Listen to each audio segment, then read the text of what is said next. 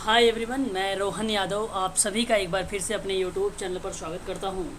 जैसा कि आप सभी लोगों को पता है कि मैं अपने यूट्यूब चैनल पर समाजकारी से संबंधित संपूर्ण जानकारी आप सभी को प्रोवाइड कराता हूं। और मैं आप सबके लिए एक नया बैच स्टार्ट किया है NTA UGC net social work का, और जिसकी फ़ीस मैंने 5000 रखा है। और 5000 में आपको जो है 2 बार UGC नेट के एग्ज़ाम में बैठने का मौका मिलेगा। आप सभी को मैं बता दूं, एक एग्ज़ाम आप लोग दिसंबर में देंगे। यदि दिसंबर में होता है तो ठीक है। वही एग्ज़ाम यदि आपका जनवरी, फरवरी या मार्च में होता है तब एक एग्ज़ाम देंगे। दूसरा एग्ज़ाम जब NTA UGC नेट या जून में लेता है या दिसंबर 2023 में लेता है तब आप लोग जो है उसको अप्लाई कर सकते हैं। तो मैं आप लोगों के लिए इस समय जो है 5000 में आप लोगों के लिए UGC नेट समाजकारी में 2 बार बैठने का मौका दे रहा हूँ। और आप लोगों को जो है नया PDF मिलेगा, मॉक टेस्ट आपको मिलेंगे, एवरीडे आपको लाइव क्लासेस मिलेंगी आप सभी लोगों को, और प्रीवियस ईयर के क्वेश्चन पेपर करवाए जाएंगे और यूनिट वाइज आपके कंटेंट प्रोवाइड कराए जाएंगे। और जैसे ही आपका यूनिट समाप्त होगा उस यूनिट से संबंधित कुछ महत्वपूर्ण प्रश्नों पर भी हम लोग चर्चा करेंगे। तो मैं आप लोगों के लिए अभी फ़िलहाल मैं जून 2015 का क्वेश्चन पेपर सॉल्व करवा रहा हूं। और आज मैं आप लोगों से बात करने वाला हूं जून 2015 समाजकारी का तृतीय प्रश्न पत्र है ये, और क्वेश्चन नंबर 36 तक मैं कंप्लीट करवा चुका हूं। और आज का ये जो क्वेश्चन होगा वो 37 होगा। प्रश्न आपसे बोलता है कि कार्यस्थल पर महिला यौन उत्पीड़न अधिनियम 2013 में यौन उत्पीड़न से सम्मिलित है। और ये बात आप जानते हैं अच्छे तरीके से कि कार्यस्थल पर महिलाओं का यौन उत्पीड़न रोकथाम, निषेध और निवारण अधिनियम है एक, जो 2013 का है। और भारत में एक विधायी अधिनियम है जो महिलाओं को उनके कार्यस्थल पर यौन उत्पीड़न से बचाने का प्रयास करता है। ये बात आपको याद रखनी है। मैं आपको बता दूं, 3 सितंबर 2012 को लोकसभा यानी भारतीय संसद का निचला सदन, पता है ना आप लोग, बोलते रहिएगा आप सभी लोग थोड़ा सा। जी सर। हाँ, जी सर। ठीक है। तो ये निचला सदन जिसके द्वारा ये पारित किया गया, और 26 फरवरी 2013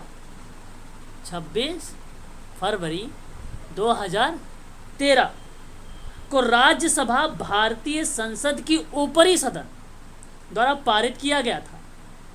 विधेयक को स्वीकृति मिली थी। विधेयक को अगर हम बात करते हैं, स्वीकृति मिली थी। देखिए, मैं इतनी सारी चीज़ें लिखवा रहा हूँ आप लोगों को, नोट करवा कर। अब ध्यान रखिएगा, ये इम्पोर्टेंट है आप सबके लिए। 23 अप्रैल 2013 को 23 अप्रैल 2013 को राष्ट्रपति का, और यह अधिनियम जो लागू हुआ 9 दिसंबर 2013 को। तो आप यहाँ पे लागू, तो ये 3 डेट याद रखिएगा। हो सकता है 4 डेट है, चारों डेट में से आप लोगों से हो सकता है कोई ना कोई प्रश्न पूछ ले। तो विधेयक स्वीकृति में राष्ट्रपति जी का नाम आता है, ये भी ध्यान रखिएगा आप सभी लोग, है ना, यहाँ पर। और अभी अभी मैंने जो 3 सितंबर 2012 बताया है वो लोकसभा का नाम आता है, निचला सदन उसी को बोलते हैं, लोकसभा। और 26 फरवरी की अगर हम लोग बात करते हैं 2013 को, तो किसका नाम आता है? राज्यसभा का। तो ये भी ऑप्शन में करके आता है आप लोगों का, ऐसे ही एज इट इज, है ना। तो ये आप लोग ध्यान रखिएगा, काफ़ी इम्पोर्टेंट। अब आपको बता दूं यह कानून क्या करता है। यह कानून क्या करता है तब आप समझ पाएंगे कि यहाँ में क्या क्या चीज़ें सम्मिलित होनी चाहिए। ध्यान से मेरी बातों को सुनिएगा। यह कानून कार्यस्थल पर महिलाओं के यौन उत्पीड़न को अवैध करार देता है। यह कानून यौन उत्पीड़न के विभिन्न प्रकारों को चिन्हित करता है और ये बताता है कि कार्यस्थल पर यौन उत्पीड़न की स्थिति में शिकायत किस प्रकार की जा सकती है। बहुत इंपॉर्टेंट सवाल है, यूनिट नंबर 9 और 10 से उठाएगा प्रश्न है। यह कानून हर उस महिला के लिए बना है जिसका किसी भी कार्यस्थल पर यौन उत्पीड़न हुआ हो। इस कानून में यह जरूरी नहीं है कि जिस कार्यस्थल पर महिला का उत्पीड़न हुआ है वह वहां नौकरी करती हो, ये जरूरी नहीं है। कार्यस्थल पर या कार्यस्थल कोई भी कार्यालय या दफ्तर हो सकता है, चाहे वह निजी संस्थान हो या सरकारी हो। इस बात को आप सभी लोग ध्यान रखिएगा। आपको बता दूं, बेसिकली यहाँ पे यौन उत्पीड़न को जो रिप्रेजेंट किया गया उसके व्यवहार को या कृत्य को, तो वो किस श्रेणी के अंतर्गत रखा गया था। आप बताओ, अश्लील तस्वीरें, फिल्में या अन्य सामग्री दिखाना। जैसे यदि आपका सहकर्मी आपकी इच्छा के खिलाफ आपको अश्लील वीडियो भेजता है तो यह यौन उत्पीड़न हो जाएगा। इस बात को ध्यान रखिएगा। यौन स्वभाव की यानी ये अश्लील बातें करना, जैसे यदि एक वरिष्ठ संपादक एक युवा प्रशिक्षु जूनियर पत्रकार को यह कहता है कि वह एक सफल पत्रकार बन सकती है क्योंकि वह शारीरिक रूप से आकर्षक है, तो यह भी एक प्रकार का यौन उत्पीड़न है। इस बात को भी ध्यान रखिएगा आप सभी लोग। परंतु आपको आइडेंटिफाई करना आना चाहिए इस चीज़ को। शारीरिक रिश्ता या यौन संबंध बनाने का मांग करना या उसकी उम्मीद करना कि जैसे यदि विभाग का प्रमुख यदि मान लीजिए कि किसी जूनियर को प्रमोशन का प्रलोभन देकर शारीरिक रिश्ता बनाने को कहता है तो यह भी एक प्रकार का यौन उत्पीड़न हो जाएगा।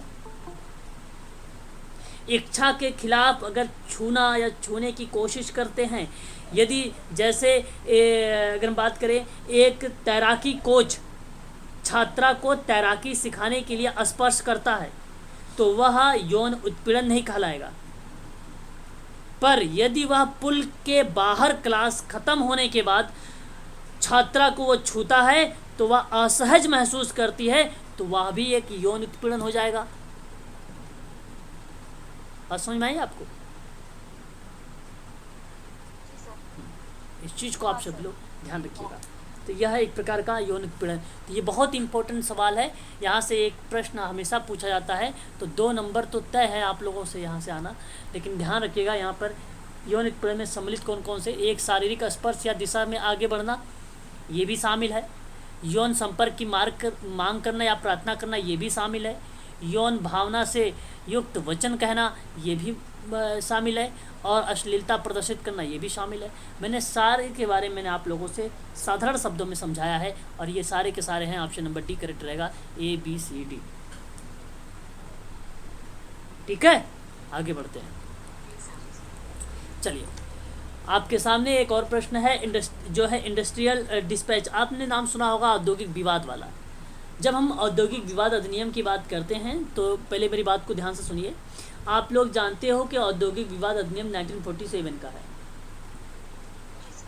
और आपको ये भी मालूम है कि धारा 25G के अकॉर्डिंग ये भी कहा गया है कि उनकी छटनी करेगा जिसको शीघ्र भर्ती किया गया हो। और ये प्रश्न पूछा गया प्रश्न था औद्योगिक विवाद से। औद्योगिक विवाद होता क्या है, मैं आपको बता दूं। नियोजक द्वारा जब श्रमिकों का शोषण किया जाता है तो उसके विरुद्ध में श्रमिक आवाज़ उठाते हैं, ये बात जानते हो आप लोग, अथवा उसका विरोध करने लगते हो, तभी तो आप उसको नाम देते हो औद्योगिक विवाद अधिनियम। और यही अधिनियम है 1947 का, जिसको इस तरीके से जाना जाता है। इस बात को आप सभी लोग ध्यान रखिएगा। अब इसी के परिप्रेक्ष्य में, हालांकि पेपर जून 2015 का है तो इसलिए जून 2015 से ये प्रश्न पूछा गया था। 2015 में जो बातें हुई थी उसके परिप्रेक्ष्य में था, परंतु बदलाव हुए हैं। मैं बता देता, पहले मैं बातें बताता हूँ बदलाव क्या क्या है, क्या क्या चीज़ें और आई हैं 2020 के अकॉर्डिंग। अब अगर आप लोगों को 2022 में प्रश्न आएगा तो 2015 तो आप भूल जाइए कि 2015 आएगा, बिल्कुल नहीं आएगा 2015। प्रश्न यही कहेगा, प्रस्तावित औद्योगिक संबंध लेबर कोड बिल, वहाँ पर आपको जोड़ेगा 2019-2020 को। केंद्र सरकार का वर्ष था वो। बेसिकली यहाँ पे इसने जो है वेतन संहिता लागू किया था 2019 में। 4 श्रम संहिता को इसमें शामिल किया गया। चलिए देखते हैं, थोड़ा सा इसको समझने की कोशिश करिएगा। आप जब भी यहाँ पर जब हम श्रम संहिता की बात करते हैं तो श्रम संहिता बेसिकली चार चार ऐसे संस्करण है जो शामिल किए गए हैं, 4 संस्करण। नंबर 1 पर अगर हम बात करें तो संस्करणों के रूप में आप नोट करना चाहें तो नोट कर सकते हैं, लेकिन आप ध्यान रहे कि वह पॉइंट आपका क्या होना चाहिए, श्रम संहिता। और इसी में 4 हैं क्या, संस्करण। नंबर 1 समझने की कोशिश करिए। वेतन संहिता अधिनियम की बात करेगा तो 2019 को उठाएगा प्रश्न। औद्योगिक संबंध संहिता विधेयक की बात करेगा तो 2020 उठाएगा प्रश्न। ये दूसरी पॉइंट है।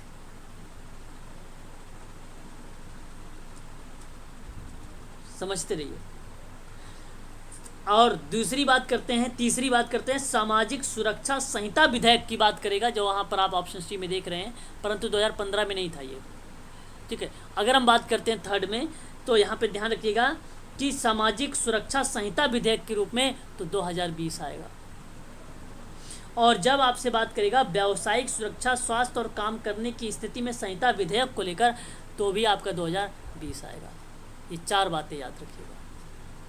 लास्ट वाला रिपीट कर दीजिए प्लीज। व्यावसायिक सुरक्षा, स्वास्थ्य और काम करने की स्थिति संहिता विधेयक 2020। अब देखिए, जो वेतन को परिप्रेक्ष्य में था 2019 वाला, समझिए पहले थोड़ा सा एक एक बातें इसमें ध्यान रखिए कि भाई तभी तो आप समझ पाओगे विलय कहाँ हो रहा है, कहाँ विलय नहीं हो रहा है।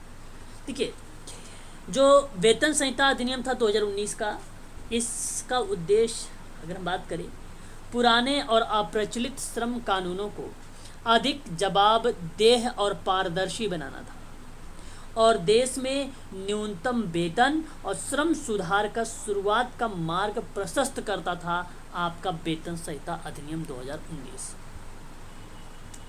इसमें मैं आपको बताऊं 4 श्रम कानून समाहित किए गए थे। कितने? 4 थे श्रम कानून। नाम जानते हैं? नंबर एक मजदूरी, न्यूनतम मजदूरी कानून, न्यूनतम मजदूरी मजदूरी कानून। कब? 1948। दूसरी अगर हम बात करते हैं यहाँ पे तो मजदूरी भुगतान कानून है, 1936। मजदूरी भुगतान कानून 1936, 1936। तीसरी अगर हम बात करते हैं तो बोनस भुगतान कानून है, 1965। Very good, 1965।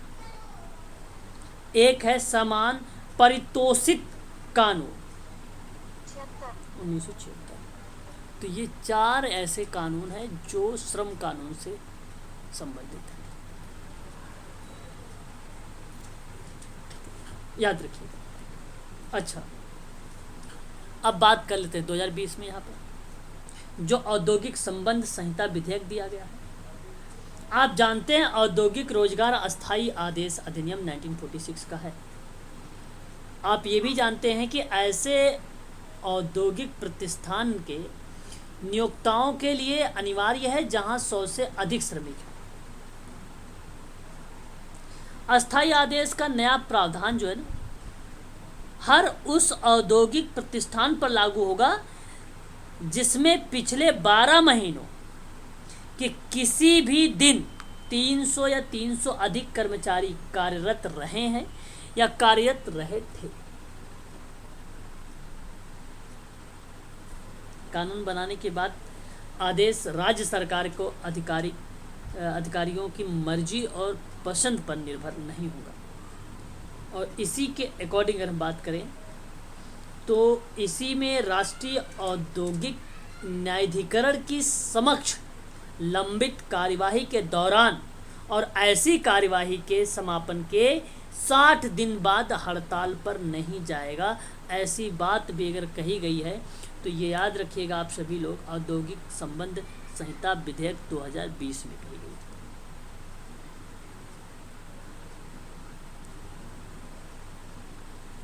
तीसरा सामाजिक सुरक्षा से संबंधित था, जहाँ पे संहिता के असंगठित क्षेत्र में श्रमिक, निश्चित अवधि के कर्मचारी और वर्कर्स और प्लेटफॉर्म वर्कर्स और अंतर्राज्य प्रवासी श्रमिक आदि को शामिल करके कवरेज करता था। ये बेसिकली सामाजिक सुरक्षा संहिता विधेयक जो था आपका 2020 का, ठीक है, उसके परिप्रेक्ष्य में था। आगे अगर हम बात करते हैं सामाजिक सुरक्षा में, तो सामाजिक सुरक्षा में जैसे यहाँ पर ये बात कही गई कि नियोजित करने वाले जो एग्रीगेटर्स को सामाजिक सुरक्षा के लिए वार्षिक टर्नओवर का 1 से 2% योगदान करना होगा।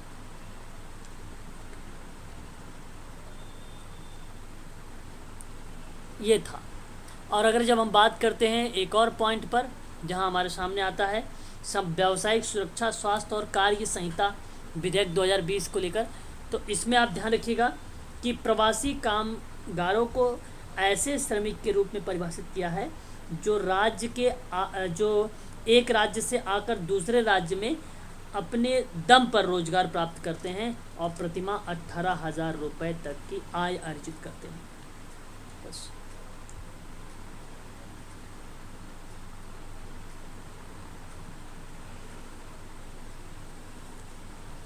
ठीक है, तो ये चीज़ें आप जो है ध्यान रखिएगा। आपको बताओ, औद्योगिक विवाद को अगर सुलझाना है तो उसके लिए कई तरीके बताए गए हैं। सामूहिक सौदेबाजी से, ऐच्छिक पंच निर्णयन से, सुलह के माध्यम से, मध्यस्थता के माध्यम से, अधिनिर्णयन के माध्यम से, अनिवार्य जांच के माध्यम से आप किसी समस्या को समाधान आप आसानी से कर सकते हो। अच्छा, औद्योगिक विवाद अधिनियम का रीज़न क्या बन सकता है? एग्जाम में प्रश्न भी आता है। आर्थिक कारण हो सकता है, संस्थागत कारण भी हो सकता है, अनुचित श्रम का व्यवहार भी हो सकता है। बहुत सरल प्रश्न बनेगा, लेकिन जब भी बनेगा इस तरीके का तो है ना। तो यहाँ पे औद्योगिक संबंध था और वेतन को विलय किया गया था। ये था संबंध जो है लेबर कोड बिल का 2015 का लक्ष्य। तो ऑप्शन में देख लीजिए, ए और बी ऑप्शन नंबर 3 में दिया गया है, यही आपका सही है, 3 वाला, ठीक है।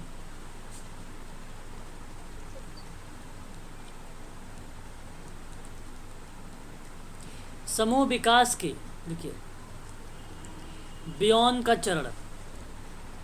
अब देखिए, मैंने आप लोगों को शायद चरण में भी बात कर रखा था, आप लोगों को इस जॉब के बारे में, स्टेजेस के बारे में आपको इससे बेसिकली मालूम होना चाहिए इसके बारे में, है ना। स्टेजेस ऑफ ग्रुप डेवलपमेंट, और ये जी बियॉन्ड्स का बताया। हाँ, बियॉन्ड्स का है, ये बियॉन्ड्स का ही है, मैं बियॉन्ड्स का है। तो जरा मुझे बताने की कोशिश करिए क्या होगा बियॉन्ड्स का।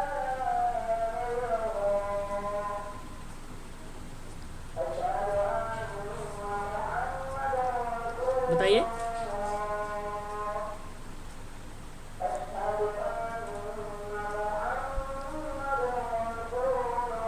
नहीं बोल रहे हो कोई भी? सर 1 लग रहा है, फर्स्ट लग रहा है।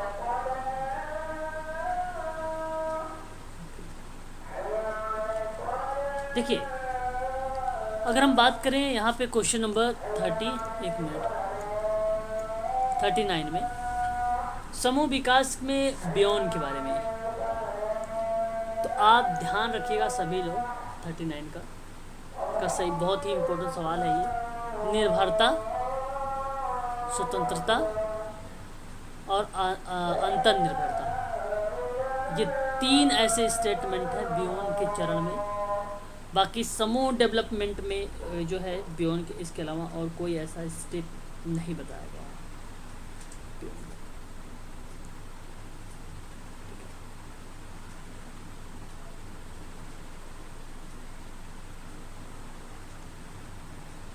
जैसे पहले प्रथम अवस्था बोला जाता था,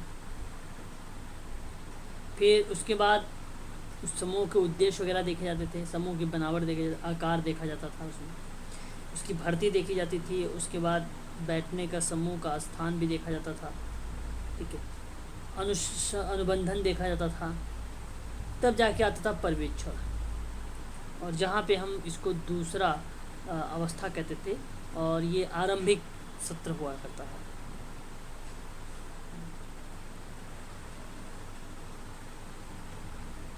तो मैं आप लोगों से कहूँगा कि यहाँ पे जो आप सबके लिए करेक्ट जवाब होगा बियोन का, याद रखिएगा सभी लोग, ऑप्शन नंबर 4 सही रहेगा। 4 करेक्ट रहेगा। ठीक है, 1961 के दौरान ये बात हुई थी, ये चरणों के बारे में बात किया था।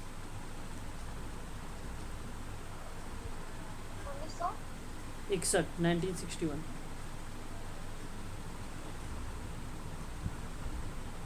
ठीक है सर। चलो,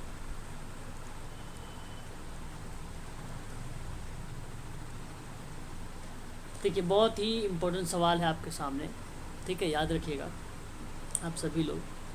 प्रोफेसर, देखिए बहुत बढ़िया नाम है आप सबके सामने, ये एग्ज़ाम में कई बार मैंने आपको बोला भी है, आप सबसे ध्यान सुनिएगा। Professor MS. स्वामीनाथन की अध्यक्षता में गठित राष्ट्रीय आयोग ने 2006 और उसमें अंतिम रिपोर्ट पेश की थी और वह सर्वाधिक रूप से संबद्ध था। बताइए किससे? किसानों से।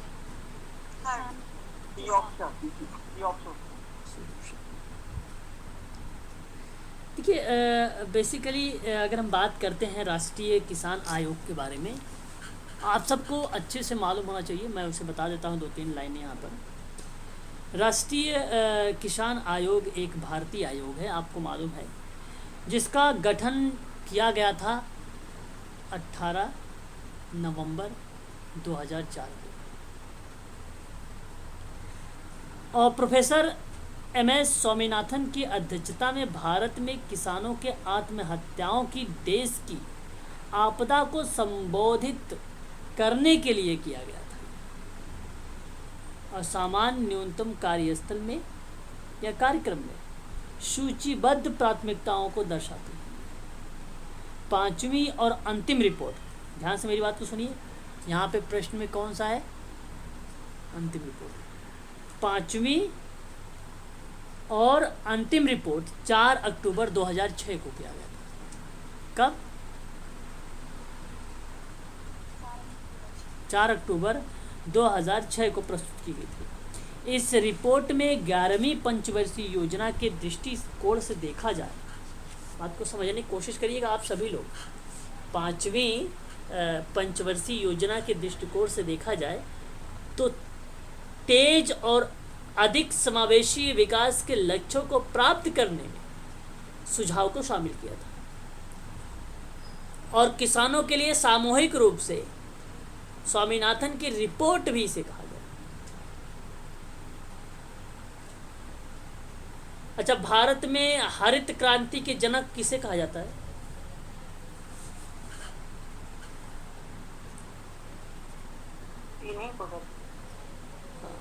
याद रखिएगा, स्वामीनाथन।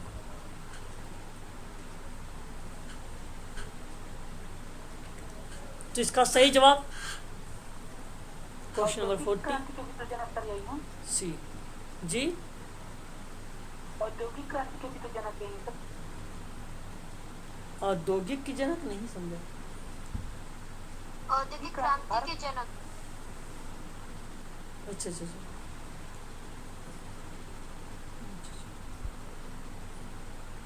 देखिए, भारतीय अनुवांशिकी विद हैं ये, एक प्रशासक हैं ये, जिन्हें भारत की हरित क्रांति में उनकी भूमिका के लिए जाना गया था। तो यह एक कार्यक्रम था जिसके तहत गेहूं, चावल और उच्च उपज वाली किस्में लगाई गई थी।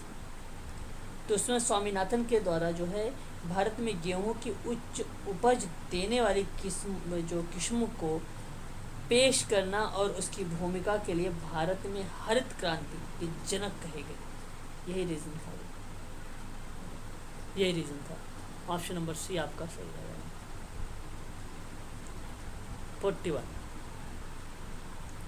41 में कहा है डैश युक्तियुक्त करणों के अंतर्भाव शामिल जिसके आधार पर कुछ विचार, भाव और गतिविधियों को तर्कसंगत ठहराया जा सके और उसके मूल में निहित उद्देश्यों को पहचाना ना जा सके, लेकिन यह स्थिति स्वीकार नहीं होगी तो औचित्य स्थापन है। क्या हो जाएगा?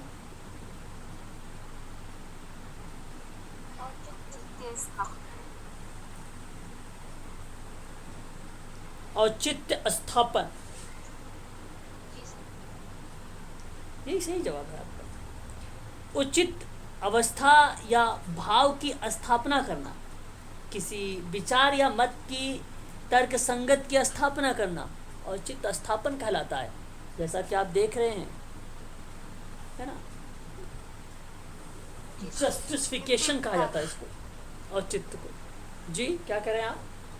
युक्ति या तर्क संगत कारण हम जब उसमें ऐड कर देते हैं तो वो औचित्य स्थापना। बिल्कुल बिल्कुल, करेक्ट। क्वेश्चन नंबर 42 देखो, निम्नलिखित में से याद रखिएगा 42, कौन सा समाज कार्य व्यवहार कंपटन और गैलावे के समस्या समाधान मॉडल का भाग नहीं है?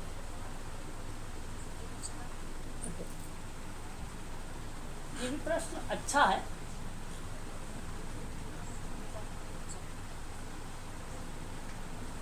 प्रश्न, चलो कोई बात नहीं, बताते हैं। देखिए, मूल्यांकन जो चरण है ना समाज कार्य के व्यवहार में, कॉम्पटन और गैलवे समस्या समाधान के मॉडल में सबसे अहम भूमिका बताया था मूल्यांकन। तो मैं आप सबसे कहूँगा यहाँ पे मूल्यांकन का चरण क्वेश्चन नंबर 42 का डी वाला ऑप्शन यही सही माना जाएगा। और ये बात कॉम्पटन और गैलावे के समस्या समाधान के मॉडल में कहे गए हैं। सर उसमें नहीं कहेगा, सवाल नहीं है।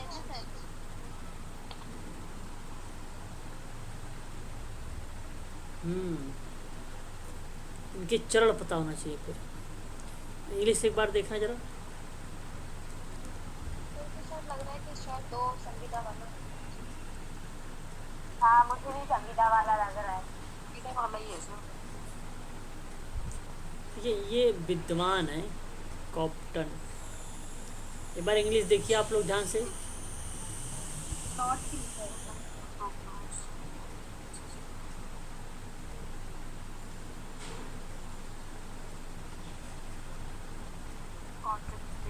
देखिए मैं बताऊँ आपको, ध्यान से सुन लीजिए आप सभी लोग। सोशल वर्क प्रोसेस की बात कर लीजिए एक बार थोड़ा सा। जो सोशल वर्क प्रोसेस है ना, वही कॉम्पटन और गैलेवे का है, समाजकारी प्रक्रिया। और यही प्रक्रिया की बुक के रूप में आई थी सन 1975 में, 1975 में। और इसमें देखिए इसने सही कहा है, कॉन्ट्रैक्ट फेसेस होगा, एक्शन होंगे, और कॉन्टैक्ट फेसेस होंगे, और कॉन्ट्रैक्ट होगा। बेसिकली असेसमेंट फेस नहीं होगा, असेसमेंट फेस नहीं होगा। क्योंकि समस्या समाधान की जब भी हम बात करते हैं उसके मॉडल प्रक्रिया वगैरह के बारे में, तो उसने कहा है कि मूल्यांकन होना चाहिए। उससे बेसिकली अध्ययन निदान उपचार की प्रक्रिया तो सही है, परंतु मूल्यांकन भी होगा तो ठीक रहेगा। लेकिन ये इनका कहना है कि मूल्यांकन नहीं होना चाहिए, मूल्यांकन नहीं होना चाहिए। तो मैं आप सबसे कहूँगा असेसमेंट को आप छोड़ दीजिए, बाकी सबको रख लीजिए। अब प्रश्न था नहीं के लिए, तो इसलिए आप असेसमेंट नॉट कहेंगे।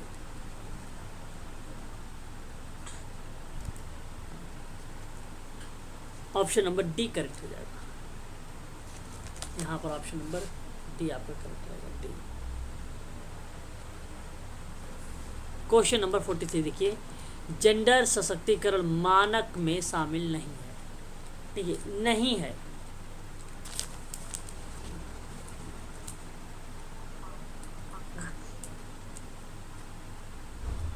डी ऑप्शन सर प्रशासनिक वाला यही होना चाहिए सर। देखिए, क्या आप यहाँ पे अगर मैं बात करूँ 43 की बात कर रहा हूँ, है ना, शामिल नहीं है जेंडर सहभागिता में। आर्थिक सहभागिता जो है शामिल है, होगी सर। सांस्कृतिक सहभागिता और प्रशासनिक सहभागिता। देखिए मैं आपको बता दूँ, जेंडर सशक्तिकरण के मानक में शामिल नहीं। जेंडर सशक्तिकरण के मानक में शामिल नहीं है। सांस्कृतिक और एडमिनिस्ट्रेटिव, प्रशासनिक, बाकी सारे शामिल हैं।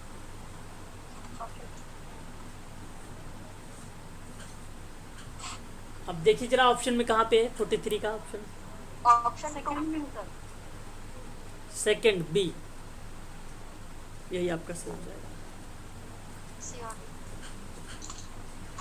यही आपका सही हो जाएगा। ठीक है ना।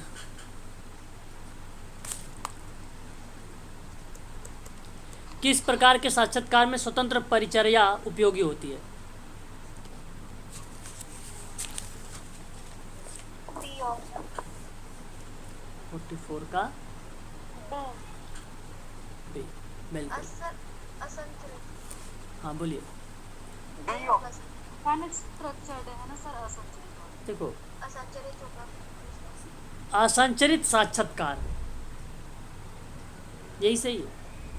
हाँ सर। Option number B. पहले से फॉर्मेट। हाँ। फील्ड प्रैक्टिस में किस प्रकार की रिकॉर्डिंग सेवार्थी के मूड और प्रत्युत्तर को प्रदर्शित करेगी? प्रक्रिया रिकॉर्डिंग करेगी।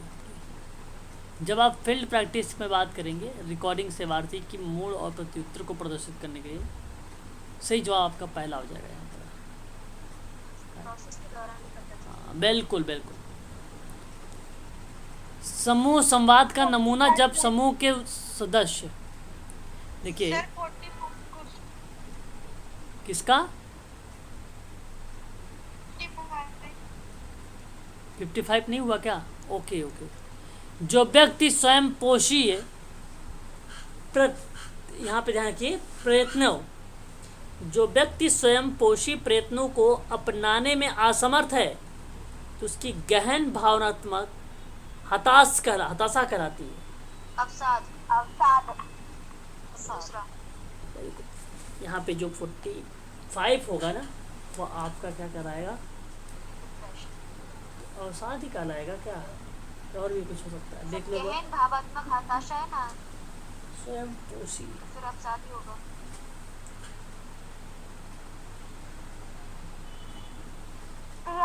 ये नहीं। पोस्ट वाले का अर्थ क्या होगा? दुश्चिंता मतलब क्या होता है? एंजाइटी। देखो मैं बताऊँ, संकट, क्राइसिस। ठीक है, जो व्यक्ति स्वयं पोषी प्रयत्नों को अपनाने में असमर्थ होता है, उसकी गहन भावनात्मक जो हताशा होती है, वो क्राइसिस कराए, संकट कराता है वो, ना कि डिप्रेशन। ऑप्शन नंबर 3 सही है। सर अवसाद भी हो सकता है। और शायद क्राइसिस मॉडल का है सर ये।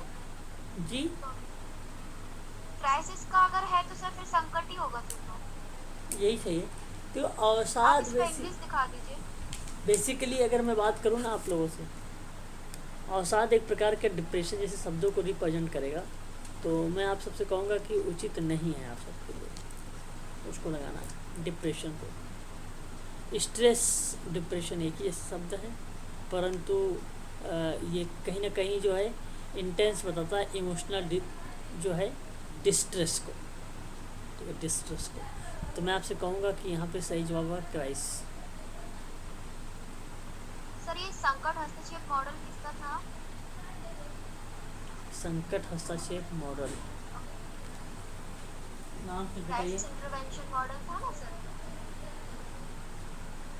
संकट हस्तक्षेप मॉडल, हाँ वही क्राइसिस इंटरवेंशन।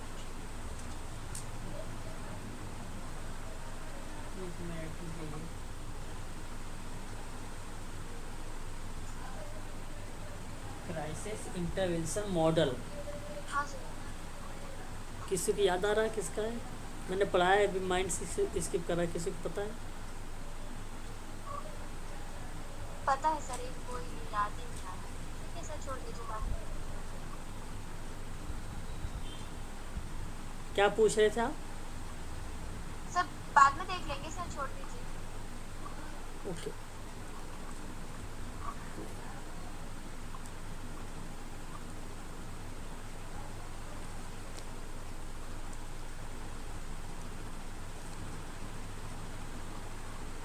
क्वेश्चन नंबर देखिए 47 समूह संवाद का नमूना, जब समूह के सदस्य बारी बारी से बोलते हैं तो क्या कहलाएगा वो? बहुत बढ़िया सवाल है। साउंड हो बारी बारी से। तो दूसरा round robin sir. Robin, round robin, बिल्कुल सही, सही जवाब। समूह संवाद का नमूना, जब समूह के सदस्य बारी बारी से बोलते हैं ना तो राउंड रॉबिन होगा। यहाँ पे सही जवाब आपका हो जाएगा ऑप्शन नंबर 2, दूसरा वाला। ठीक है,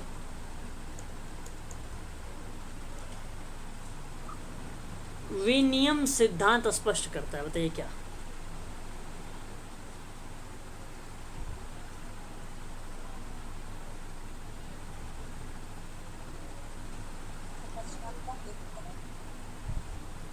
विनिमय तो सर व्यवहार में ये होता है।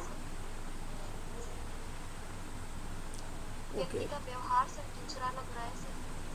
दूसरा और तीसरे में दोनों में सर ये होता है विनिमय सर, एक्सचेंज, आदान प्रदान। तो व्यवहार में भी होता है सर और सामाजिक जुड़ाव में भी हम करते हैं। व्यवहार इज द राइट आंसर। समूह में जो सदस्य का व्यवहार होगा ना, वही बेसिकली विनिमय, एक्सचेंज थ्योरी कहलाती है, जॉर्ज होमस का। ऑप्शन नंबर आपका सही रहेगा, सेकंड वाला, दूसरा वाला सही है, व्यवहार वाला। जिस मानवाधिकार को किसी भी परिस्थिति में सीमित या निलंबित नहीं किया जा सकता है, वे क्या कहलाएंगे? डी ऑप्शन, डी ऑप्शन सकारात्मक अधिकार। सकारात्मक देखिए, नॉन डोरोगेबल राइट्स है ना, वही बेसिकली मानवाधिकार को परिस्थितियों में सीमित करना है। अदिति म्यूट हो जाओ। हाँ ठीक है।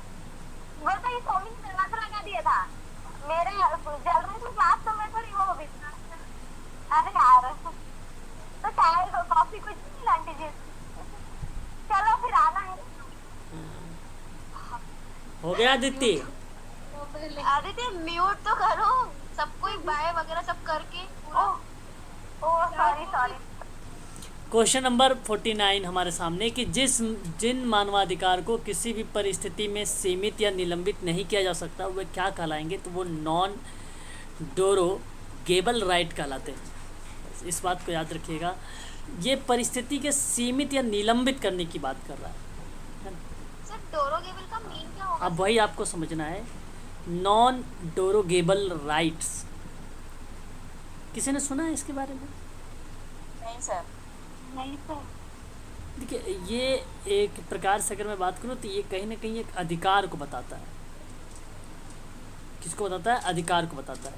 फंडामेंटल राइट्स होते हैं, वही होते हैं।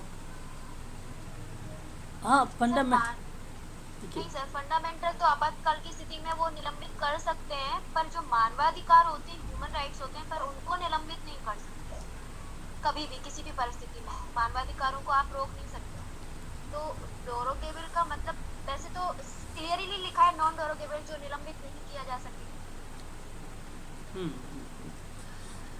पहले इसके मतलब जानने की कोशिश करिए। ये अधिकार बताता है ना, एक अधिकार। ये किस चीज़ के अधिकारों के बारे में बात कर रहा है? क्या आप में से कोई बताना चाहेंगे?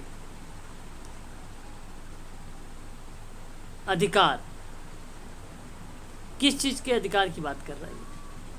सर जो मानव होने के नाते हमको मिले हुए हैं, सर जो प्रकृति ने हमें दिया है, सर जो प्रकृति ने हमें दिया। अच्छा, लेकिन फिर आप किसको जोड़ोगे? अपने भारतीय संविधान के हिसाब से अगर बात करोगे तो किस भाग को जोड़ने की कोशिश करेंगे आप लोग, जो है डोरोगेबल के कोटे?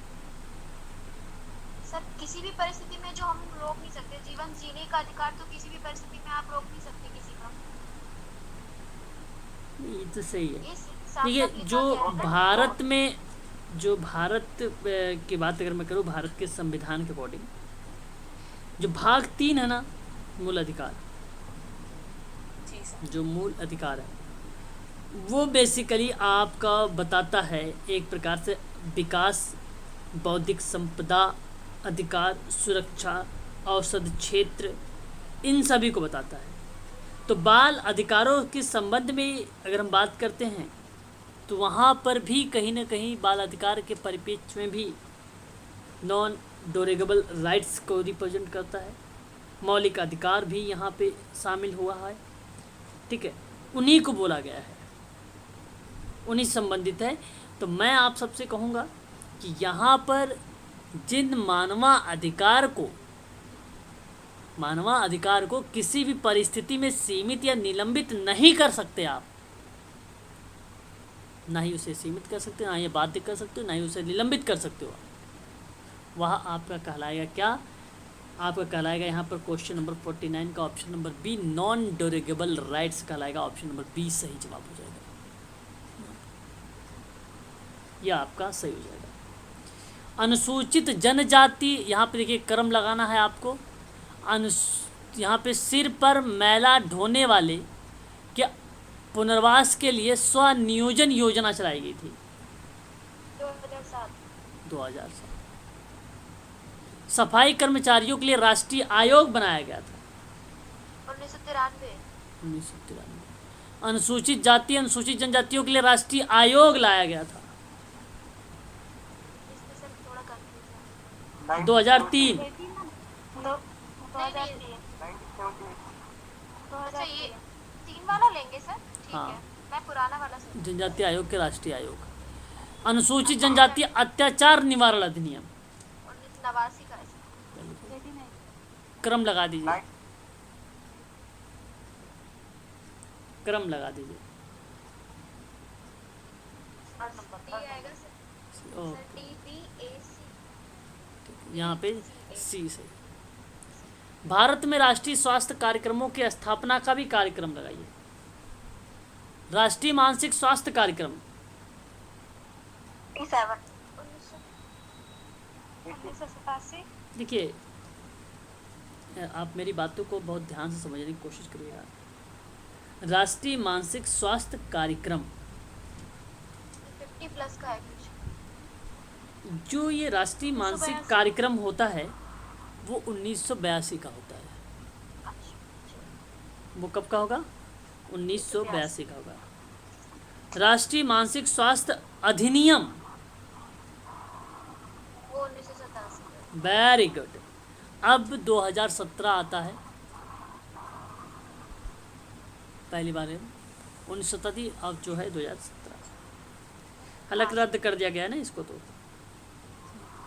मानसिक बीमारी से पीड़ित लोगों के अधिकार और अभिकर्तव्यों को पहचानने में विफल रहा था, तो इसमें कोई अनम्यूट है सर फिर से? म्यूट हो जाइए, बार बार म्यूट हो जाइए। तो ये था, तो आप 1982 लगाइए पहले को। राष्ट्रीय तंबाकू नियंत्रण कार्यक्रम 1975। राष्ट्रीय कुष्ठ उन्मूलन कार्यक्रम बताइए 1983। राष्ट्रीय कैंसर नियंत्रण कार्यक्रम 1975 हो जाएगा, कैंसर वाला। तंबाकू, हाँ, राष्ट्रीय तंबाकू नियंत्रण कार्यक्रम कब आ जाएगा? सर 2003 पढ़ा है हमने। राष्ट्रीय कैंसर वाला, नहीं, राष्ट्रीय तंबाकू नियंत्रण। हाँ ठीक ठीक ठीक ठीक, 2003 सही है, 2003 सही है। कुष्ठ निवारण कार्यक्रम 83 का, ठीक है। अब क्रम लगा दीजिए। DACP option 3। ऑप्शन तीसरा।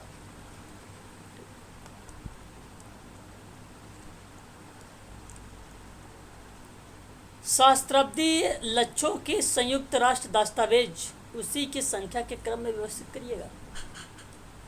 देखिए, ये पता है आपको, मिलेनियम डेवलपमेंट गोल है, सहस्त्राब्दी लक्ष्य संयुक्त राष्ट्र।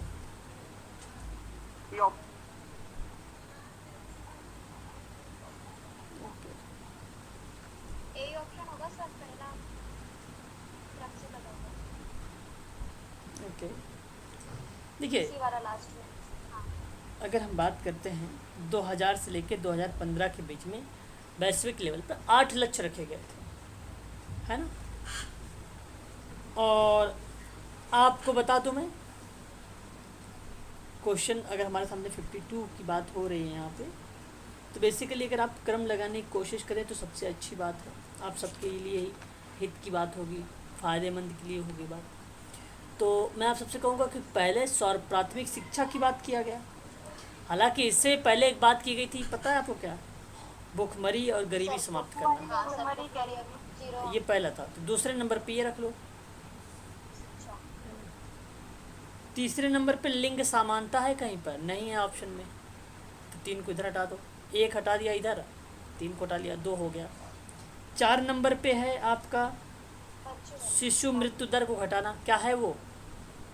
जब है तो आप यहाँ पे क्रम में रखो बी, तो यानी ये भी है 4 नंबर पे आ गया आपका यहाँ पे, तो यानी भी 2 और 4 आए हुए हैं।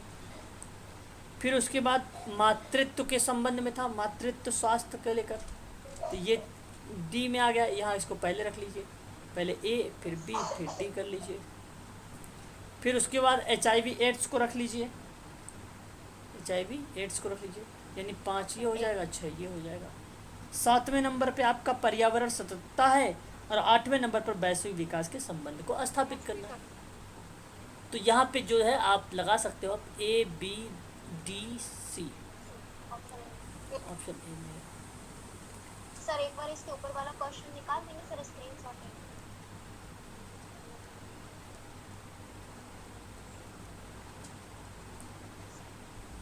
ठीक है, थैंक यू सर, हो गया।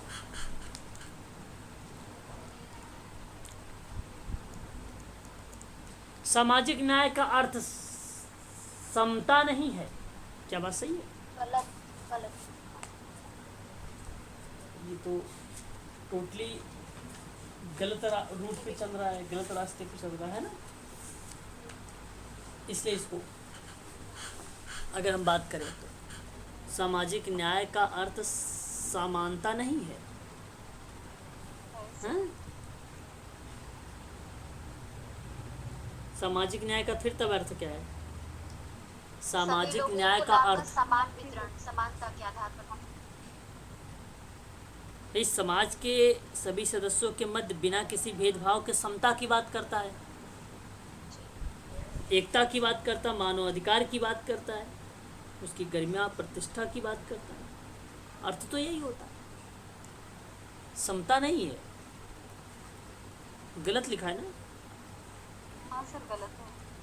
सामाजिक न्याय सबसे बुरी आदत में जो है, सामाजिक न्याय सबसे बुरी हालात में रह रहे लोगों के पक्ष के विपरीत विभेदीकरण की मांग करता है। देखिए, मानवाधिकार जैसे समता का अवधारणा को स्पष्ट करता है, तो समता मूलक समाज की स्थापना भी करता है, लोगों के पक्ष में विपरीत विभेदीकरण की मांग करता है, बुरी हालत में लोगों का। क्या कहना सही समझोगे? नेगेटिव ही निकल रहा है सेंस तो। तो दोनों गलत होंगे, ऑप्शन नंबर 3 सही होगा ना। जी सर, दोनों। बिल्कुल 3 सही। 54 माप का नाम मात्र का स्तर माप का न्यूनतम और सबसे सरल स्तर होता है। सही है।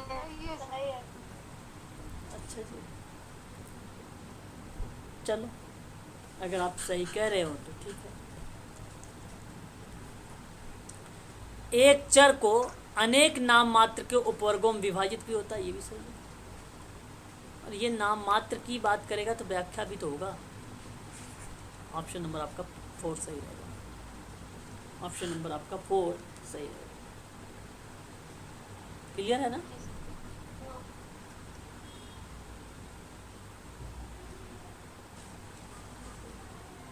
चलिए आगे देखिए।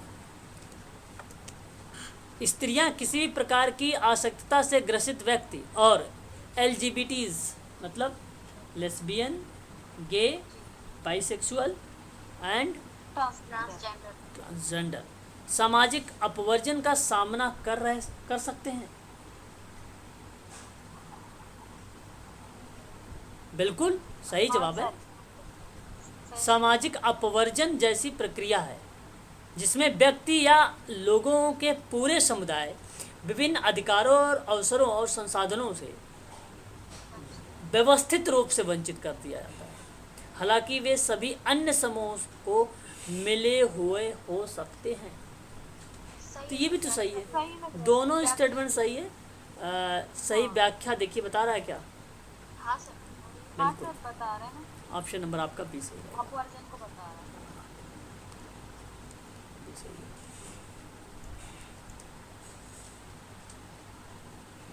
आज के लिए इतना ही रखो आप सभी लोग ना, ठीक है, आज के लिए इतना ही रखो।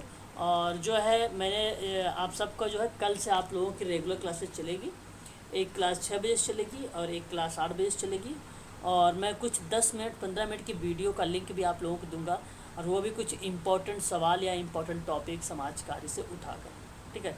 मैं कल से ये भी स्टार्ट कर दे रहा हूँ, 15 मिनट 10 मिनट की वीडियोस देता रहूँगा आप लोगों को, जो इम्पोर्टेंट्स होंगे एग्ज़ाम के पॉइंट ऑफ व्यू से, ठीक है। कल क्लास चलेगी आप सबकी 6 और 8 बजे से, ठीक है ना।